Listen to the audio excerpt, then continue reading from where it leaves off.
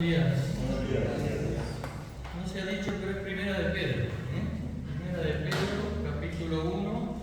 Hemos leído primero desde el versículo 3 hasta el 12. Y luego hay que leer del capítulo 2, del versículo 9 al 10. Lo digo para que os dé tiempo a abrir las Biblias o los móviles y podáis encontrar estos dos pasajes en los cuales vamos a meditar hoy. Fijaros que en la palabra de Dios vemos claramente, tanto en el Antiguo como en el Nuevo Testamento, que Dios está constantemente llamando al ser humano, ¿verdad? Desde la creación, Dios ha estado constantemente en su búsqueda, en una búsqueda desde que se perdió esa relación personal con Dios en el Edén. Y podemos decir que Dios es un Dios que llama al ser humano. Y lo hace de diferentes maneras, lo ha hecho, mejor dicho, de diferentes maneras. Hebreos nos dice claramente que anteriormente Dios nos habló por los padres y los profetas, pero que en estos postreros días nos ha hablado por quién, por su Hijo Jesucristo.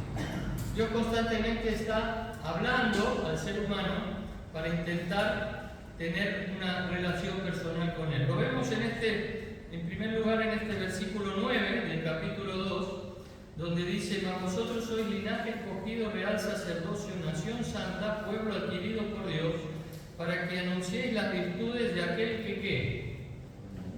que os llamó, dice, de las tinieblas a su luz admirable. El título del mensaje de hoy es llamados. Llamados porque Dios en primer lugar nos llama a salvación.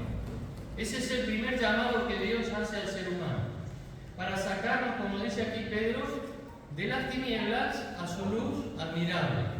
Y ese es el primer llamado al que todos debemos acudir. La mayoría, espero, de los que estemos aquí, hayamos ya acudido a ese primer llamado de Dios para nuestra vida, ¿verdad? De haber aceptado ese llamado, y en Cristo Jesús nos llamó a salvación. Pero una vez siendo salvos, no es que Dios deje de llamarnos, Dios sigue llamándonos. Y cuando recorremos esta primera carta del apóstol Pedro, podemos ir viendo diferentes aspectos de este llamado que Dios ya hace a sus hijos. Pedro está escribiendo a personas que habían sido llamadas y habían aceptado ese primer llamado de parte de Dios. Principalmente eran de origen judío. Y esta carta la envía Pedro a aquellos que habían sido en Jerusalén perseguidos por lo que se llama la primera diáspora de la iglesia cristiana. La iglesia de Jerusalén, por la presión política y religiosa, habían tenido que ser esparcidos por toda Asia Menor, y comenzaron así a moverse de su ciudad, que era Jerusalén, para ir a otros lugares. Y Pedro en toda la carta lo que trata es de reforzarles en la perseverancia, en la fe, en la constancia en el Señor, y reforzarles también su identidad, que ellos han sido llamados para salir de esas tinieblas en las cuales vivían, sin Dios, sin esperanza en el mundo, para venir a la luz admirable de Cristo. Pero necesitan reconocer que siguen siendo llamados. Y un aspecto de ese llamado a sus hijos, y que es para nosotros hoy, lo encontramos en el mismo capítulo 1, y vamos a ir recorriendo la carta en diferentes versículos, porque nos dice el versículo 15 del capítulo 1: sino como aquel que os llamó es santo, sed también vosotros santos en toda vuestra manera de vivir, porque escrito está: sed santos porque yo soy santo. Y este es un llamado claro del Señor a sus hijos, ¿verdad? Dice que aquel que os llamó es santo. El que nos llamó es santo. Por lo tanto, nosotros, si hemos sido llamados por Él, si hemos recibido la naturaleza de Dios por medio del Espíritu Santo, también somos santos. Y lo somos porque Dios ya nos ha apartado para Él. Pero lo que le está diciendo Pedro aquí es, cuando le dice sed santo, es que demostremos esa santidad. Esa santidad que Dios nos ha regalado al acudir a ese primer llamado que Dios nos hizo. Cuando recibimos a Cristo en nuestros corazones, recibimos a Cristo por el Espíritu Santo, recibimos su misma naturaleza, y dice Pablo que hemos sido hechos participantes de la misma naturaleza de Dios. Por lo tanto, si la naturaleza de Dios en algún aspecto es santidad, debemos manifestar esa santidad porque Dios ya está en nosotros, ¿verdad? Y esto es lo que Pedro les está diciendo a estos hermanos. Si habéis salido por la persecución y vais a otros lugares, tened en cuenta que seguís siendo santos, por lo tanto, demostrar esa santidad en cualquier lugar donde estéis, porque escrito está: sed santos, porque yo soy santo, dice el Señor. Pero la santidad que Dios nos mueve a manifestar puede estar motivada por diferentes cosas, ¿verdad? Y podemos ver que de la santidad Dios habla en toda la Biblia.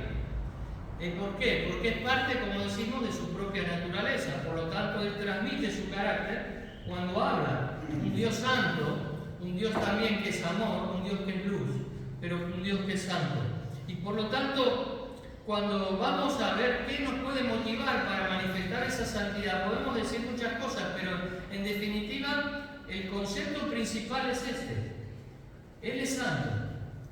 Por lo tanto, si yo me debo a Él, si yo tengo su propia naturaleza, si Él vive en mí, debo manifestar, debo acudir a ese llamado de Dios, de manifestar la santidad que Él ya ha producido en mi vida y que está allí para manifestar quién es Él.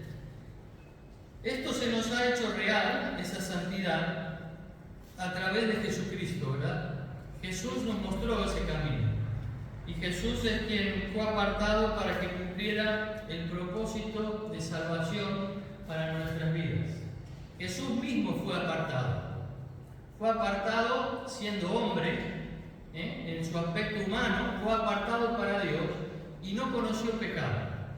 ¿Por qué? Porque Dios buscaba un mediador que fuese aceptable para Él. Y en su doble naturaleza divina y humana, Jesús cumplió ese carácter de Dios porque Él es Dios mismo. Pero Dios nos pide que nosotros seamos también santos en nuestra manera de vivir. Y cuando dice aquí, dice sed santos porque Dios es santo, dice en toda vuestra manera de vivir. No es en algún aspecto, ¿verdad? No es en algún área de nuestra vida, sino que es en toda nuestra vida, en todos los aspectos relacionados con nuestra vida, en nuestra vida familiar, en nuestra vida laboral, en nuestra vida de relaciones de amistad, en nuestra vida de estudio o de dedicación, en nuestra vocación, en todos los ámbitos de nuestra vida, en nuestra vida emocional también, nuestra vida mental también. Debemos tener en cuenta que en todos los aspectos de nuestra vida Dios nos llama a manifestar esa sanidad. Dios desea hoy una familia de hombres y mujeres que manifiesten que están apartados para Él, que no pertenecen a este mundo, que son de otro mundo, de otro lugar, que estamos de paso por este mundo, sin ser pertenecientes a Él. La caída de Adán en el Edén significó un apartamiento, un alejamiento del hombre de Dios en su relación personal con Él, como sabemos. Pero Dios nos ha devuelto esa relación personal con Él.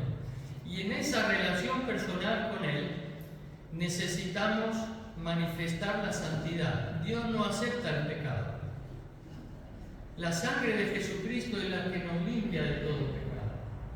Pero en su carácter santo, 3 veces santo, dice, para reforzar la palabra, es inaceptable el pecado para Dios.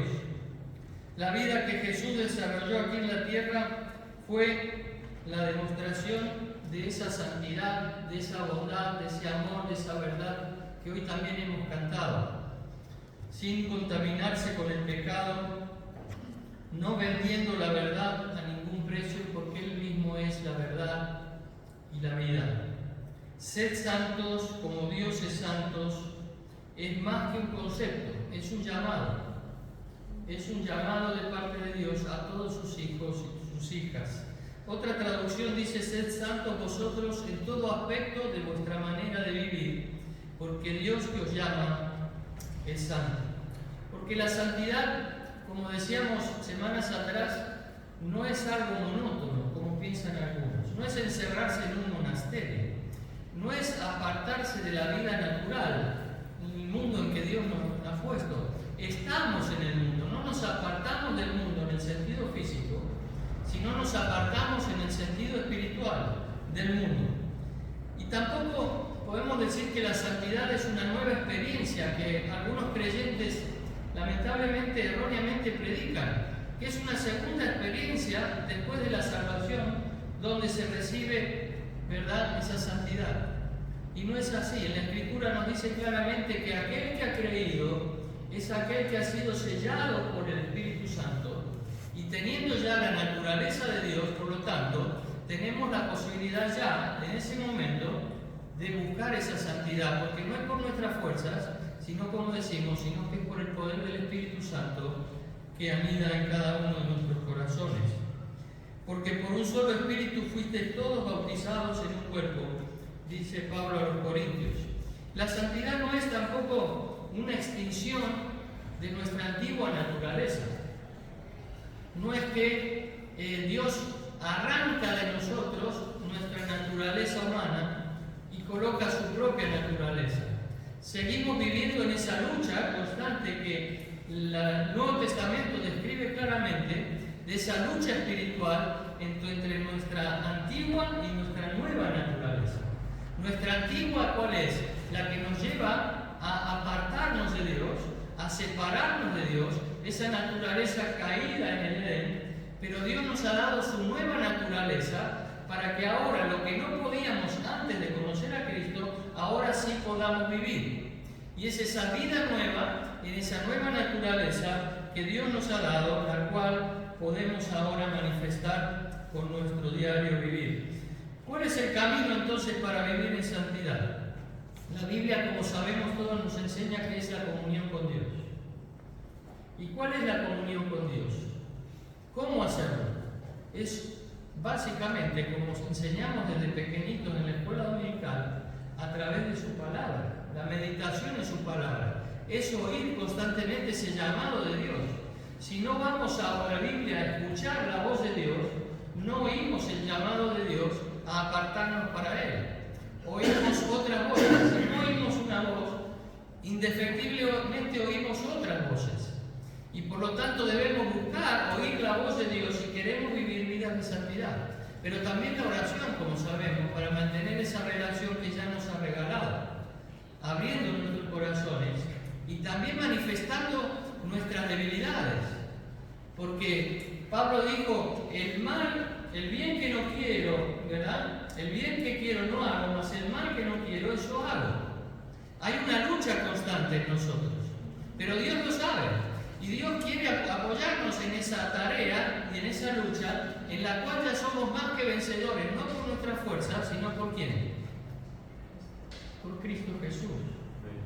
Él ha vencido al pecado por nosotros. Pero la sangre de Cristo es poderosa no solamente para salvarnos, sino para mantenernos en santidad. Y debemos aprender y mantener el hábito de invocar el poder de la sangre de Cristo, porque en ella hay poder para limpiarnos de todos nuestros pecados. Dios ya nos limpió y no se acuerda más de nuestros pecados, dice, lo ha echado al fondo de la mar. Cuando aceptamos ese primer llamado de Dios a nuestras vidas, pero necesitamos limpiarnos constantemente, porque al caminar por este mundo, al tener todavía nuestra antigua naturaleza y el enemigo estar constantemente intentando hacernos desviar, podemos salpicarnos con el pecado. Y por lo tanto, ninguno decimos que somos perfectos, sino que somos pecadores arrepentidos, pero lavados por la sangre de Jesucristo. Amén. Y eso es lo que Dios busca para nosotros, una vida de relación, pero también una vida de comunión con Él a través de la santidad. Y en 1 de Juan 1:7 dice, si andamos en luz como Él está en luz, tenemos comunión unos con otros, y la sangre de Jesucristo su Hijo nos limpia de todo pecado. ¿Verdad? Qué hermoso texto. Un texto que nos llena de esperanza. Ante nuestro fracaso personal, ante nuestro fracaso ante el pecado, hay esperanza en Cristo Jesús. Porque el poder de la sangre de Jesucristo, su Hijo, nos limpia de todo pecado. Amén. Un llamado a la santidad. Pero vamos a ver el capítulo 2, versículo 21.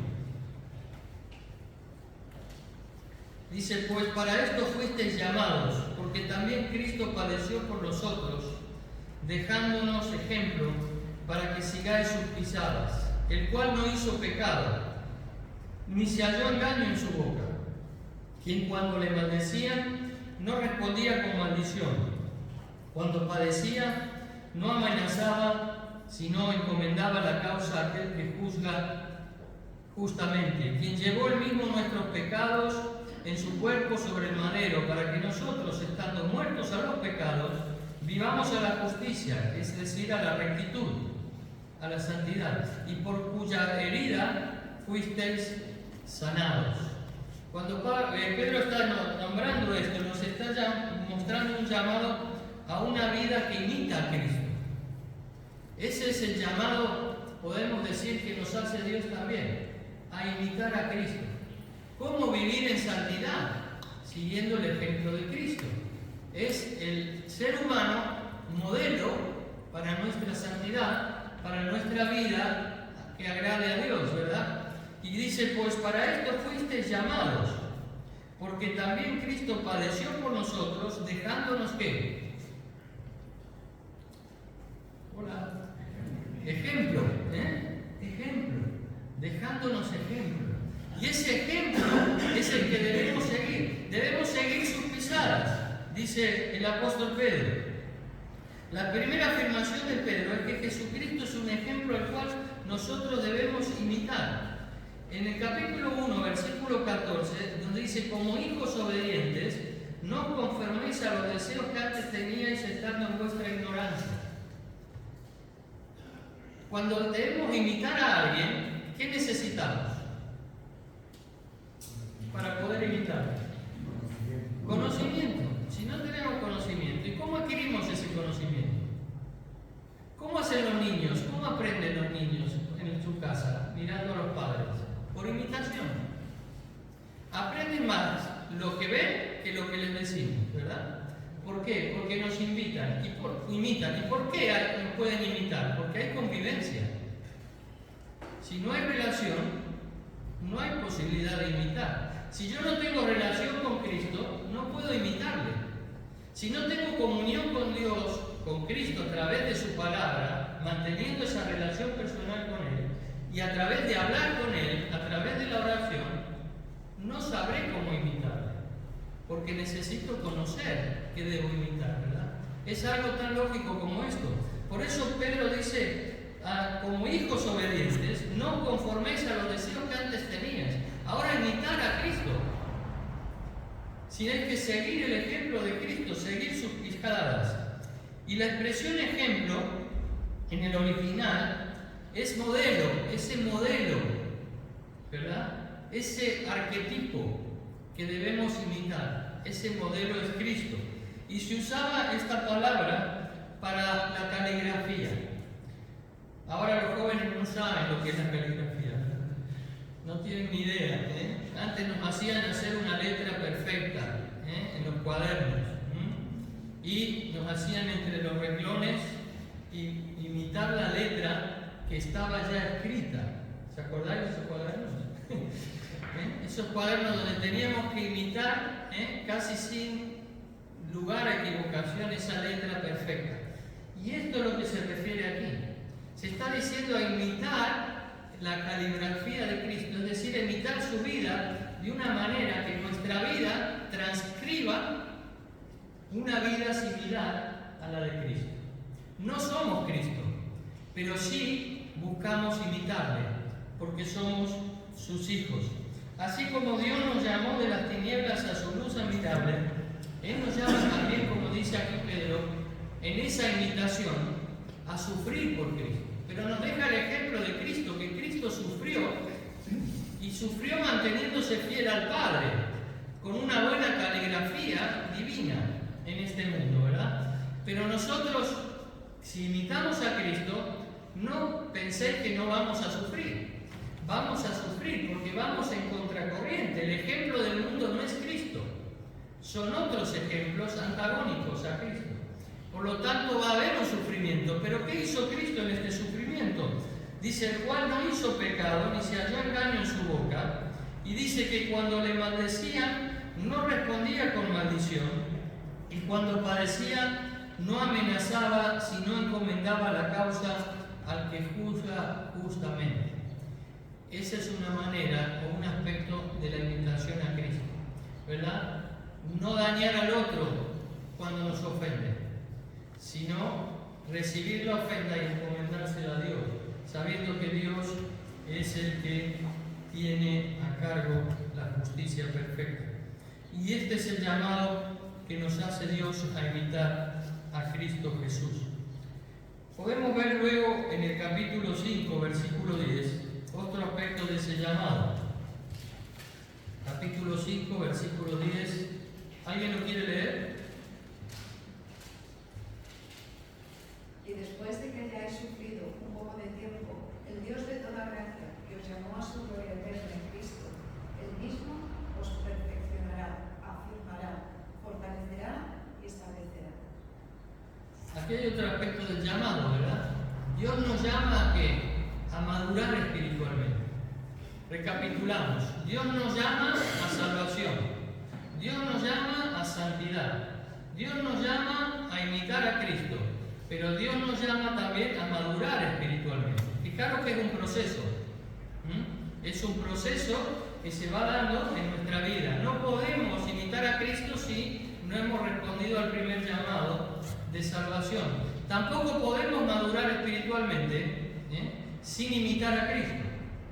Y lo que Dios está diciendo aquí, a través de Pedro, es que Dios nos llama a perfeccionarnos, ¿verdad? Y cuando habla de perfección, no habla de, podemos decir, alguna falta que podamos tener, o sin faltas, sino habla de estar completos, de estar plenos. Cuando una persona está en su madurez, podemos decir que está completa. ¿Por qué? Porque tiene el conocimiento, tiene la experiencia, tiene el bagaje, tiene la mochila necesaria para desarrollarse en la vida. Y esa madurez espiritual es nuestra mochila espiritual. ¿Y cómo llenamos nuestra mochila espiritual? Con lo que hemos visto antes de los llamados. Llamados a santidad, llamados a imitar a Cristo, pero también llamados a madurar espiritualmente a través de esa relación espiritual. Cuando Pedro usa esta palabra aquí, llamados a ser perfeccionados, era el acto de remendar las redes. Habéis visto en los puertos, ¿verdad? Las redes cuando los pescadores, antes de salir a pescar o llegan de la pesca, descargan todo, porque van de noche, llegan a la mañana, y antes de salir de nuevo a la noche están con las redes estiradas, remendando las redes para volver a salir a pescar. Y esto también se usaba esto cuando hay un hueso dislocado. Es acomodar ese hueso en el cuerpo para que el cuerpo esté totalmente capacitado. Las redes están capacitadas y el cuerpo también está capacitado. Esta es la palabra, el sentido que usa Pedro aquí. Debemos estar capacitados, es decir, debemos madurar, debemos perfeccionarnos en este aspecto de nuestra relación con Dios. No podemos tener relaciones con Dios estancadas. Este no es el llamado a los hijos de Dios. Cuando pasamos muchas veces tiempo en nuestra vida sin avanzar espiritualmente, no es responder al llamado de Dios. Dios nos pide que constantemente estemos avanzando en nuestra vida espiritual. Pero ¿quién es el que realiza esta tarea en nuestra vida? Es Dios mismo. Dios mismo a través de nuestra relación personal con Él. Es el Espíritu Santo el que nos capacita. Cristo dijo que Él os llevará a toda verdad y Él os hará conocer acerca de mí, todo lo concerniente de mí. Si no damos lugar al Espíritu Santo a través de nuestra relación con Dios, a través de una vida de santidad, a través de un deseo de imitar a Cristo, no maduramos espiritualmente. No maduramos espiritualmente, nos estancamos. ¿Y por qué nos estancamos? Porque no estamos dando lugar a que Dios obre con todo su poder en nuestras vidas. Esa transformación que Él quiere hacer llenando nuestra mochila espiritual, como hemos dicho. Pero dice que Él nos va a afirmar, no solo perfeccionar, nos va a fortalecer y nos va a establecer. Él de una manera ya lo ha hecho, nos ha guardado para Él, pero Él lo que quiere es que nosotros manifestemos plenamente quién es Él, a través de ese crecimiento, esa madurez espiritual que Él quiere darnos a cada uno de sus hijos. Por lo tanto, tenemos estos llamados, pero también hay otro llamado más, que es podemos ver capítulo 2, versículo 9, que hemos leído ya. Mas vosotros sois linaje escogido, real sacerdocio, nación santa, pueblo adquirido por Dios, para que anunciéis las virtudes de aquel que os llamó de las tinieblas a su luz admirable. ¿Para qué nos llamó? ¿Qué sacamos del texto este? ¿Para qué nos llamó? Sin miedo. Para que anunciemos. Para anunciar. ¿Para anunciar qué? Las virtudes. Es decir, que lo que es Dios. ¿Quién es Dios? ¿Verdad?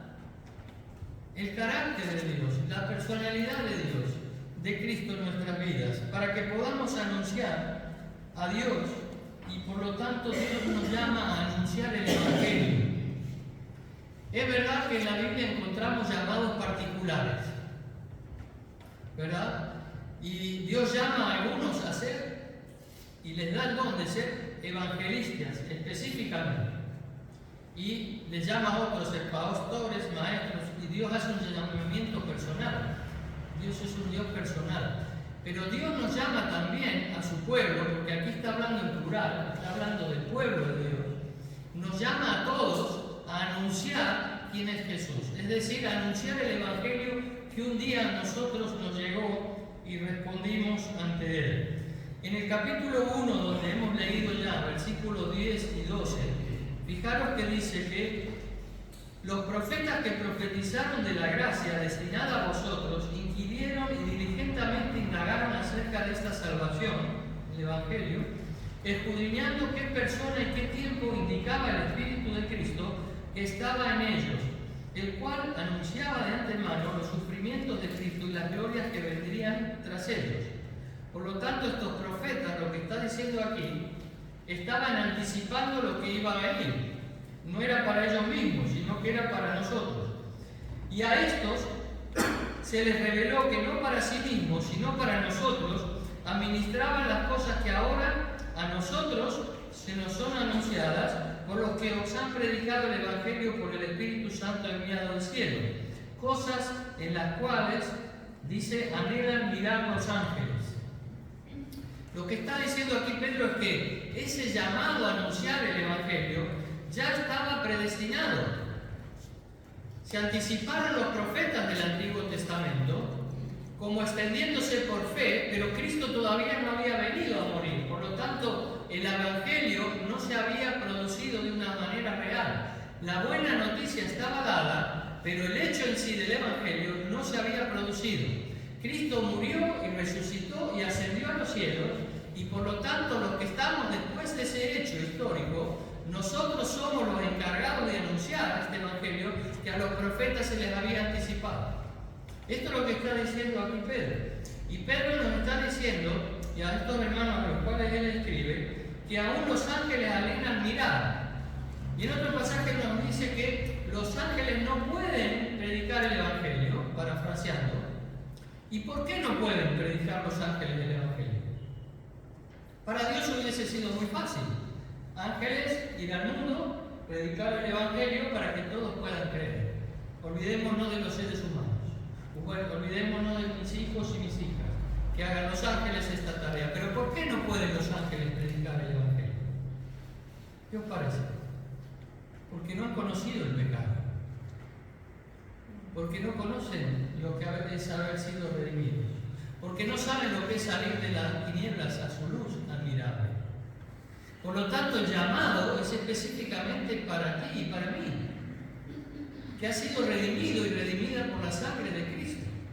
Es un llamado especial, general para todos sus hijos, para su pueblo santo, para predicar el Evangelio. No hay la posibilidad de que otros lo vayan a hacer. Si yo no lo hago, si la iglesia no lo hace, no hay posibilidad de que Dios envíe a nadie para hacerlo. Pero Dios es poderoso y dijo que si nosotros no hablábamos, hasta las piedras podrían hablar. ¿Vamos a eludir la responsabilidad de ese llamado? ¿Verdad que no? ¿Sentimos responsabilidad ante ese llamado? ¿Verdad que sí? Porque Dios es el que nos llama a cada uno de nosotros para realizarlo. Y vamos a otro llamado rápidamente, capítulo 3, versículo 9, que ya estamos terminando. Capítulo 3, versículo 9.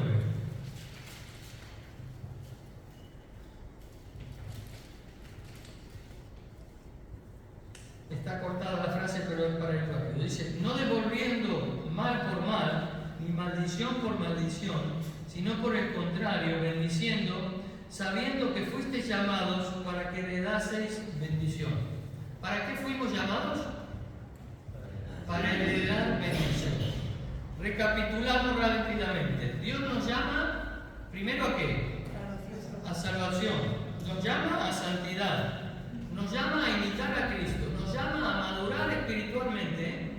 Y fijaros que es un proceso que todo va relacionado uno con otro. Y nos llama también a predicar el Evangelio, a anunciar quién es Dios para nuestras vidas.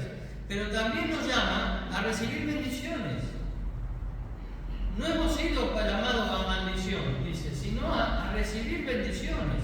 ¿Y qué clase de bendiciones es la que Dios nos da a sus hijos? Y esto está en el capítulo 1, versículo 3, que ya hemos leído al principio.